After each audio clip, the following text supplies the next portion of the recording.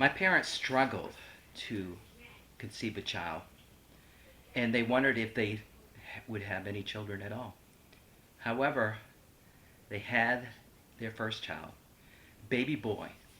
His name was Christopher. Well, they thought he would be their only child because they struggled so much to conceive a child. So they spoiled him. He was like a prince. And for 3.5 years, he was spoiled. However, they had a second miracle child, and that would be me. And because he thought he'd be the only child forever, he did not like me at all. And he would do mean stuff to me. When we grew up a little bit, he would say to me, Dan, he would have a sleeping bag in the living room. He'd say, get in the sleeping bag. Why? Oh, just get in. And like a fool, I would. And then he would take that sleeping bag and grab it and bang it into everything, bang, bang, bang, bang, bang, bang.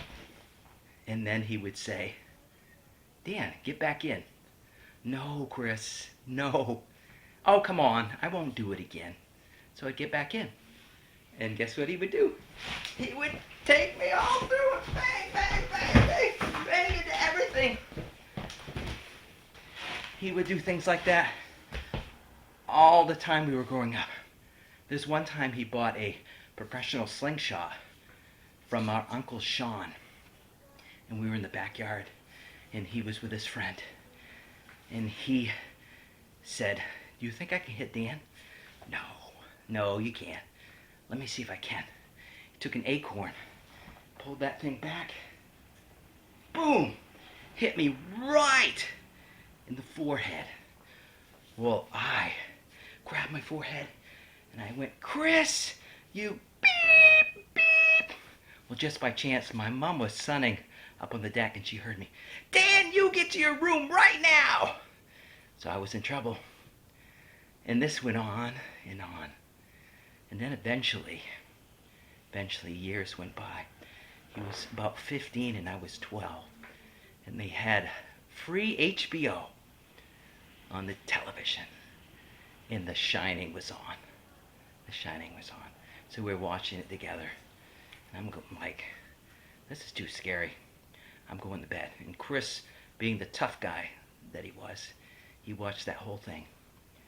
2.5 hours later, I hear him coming into the bedroom, and I know he is scared out of his mind.